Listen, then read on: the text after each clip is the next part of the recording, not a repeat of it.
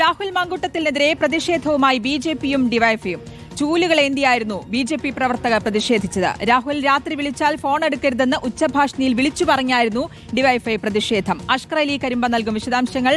അഷ്കർ അലി, എന്തായാലും മണ്ഡലത്തിലേക്ക് എത്തി വലിയ കുറേ ദിവസങ്ങൾക്ക് ശേഷം 38 ദിവസങ്ങൾക്ക് ശേഷം അതിൽ വലിയ പ്രതിഷേധം ഉണ്ടാകുമെന്ന് മുൻകൂട്ടി കണ്ടതാണ്. ആ പ്രതിഷേധം ഇന്ന് പാലക്കാട് കാണുകയും ചെയ്തു. ഇപ്പോൾ എങ്ങനെയാണ് പ്രതിഷേധം?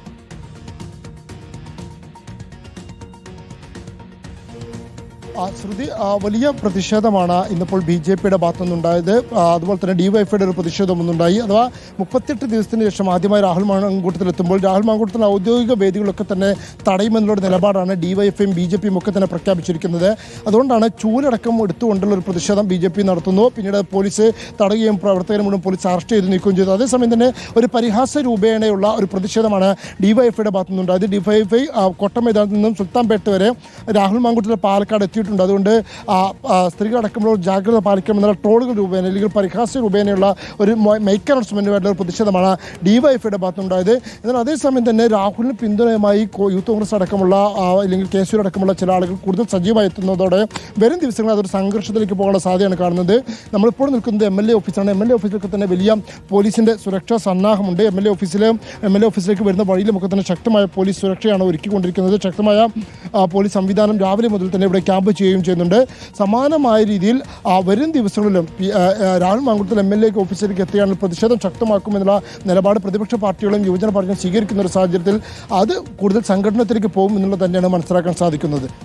എന്തായാലും പ്രതിഷേധം കൂടുതൽ കനക്കുമെന്നുള്ള കാര്യത്തിൽ തർക്കമൊന്നുമില്ല. അത് നമുക്ക് കാണുകയും ചെയ്യുന്നുണ്ട്. ഈ വലിയ രീതിയിലുള്ള പ്രതിഷേധം രാഹുൽ എത്തുന്നിടത്തൊക്കെ രീതിയിൽ പ്രതിഷേധത്തിന് തയ്യാറായി നിൽക്കുന്നവരെയും കാണുന്നുണ്ട്. ഇപ്പോൾ MLA ഓഫീസിന് മുന്നിലുള്ള പ്രതിഷേധം അത് ശക്തമാക്കാൻ തന്നെയാണ്. ഇപ്പോൾ MLA എത്തിക്കഴിഞ്ഞാൽ, രാഹുൽ മാങ്കൂട്ടത്തിൽ അങ്ങോട്ട് എത്തിക്കഴിഞ്ഞാൽ ആ പ്രതിഷേധം അത് രണ്ടു കൂട്ടരുടെയും ഭാഗത്തുനിന്ന് ശക്തമായ രീതിയിൽ തന്നെ ഉണ്ടാകുമെന്നല്ലേ മനസ്സിലാക്കുന്നത് ഏത് നിമിഷവും?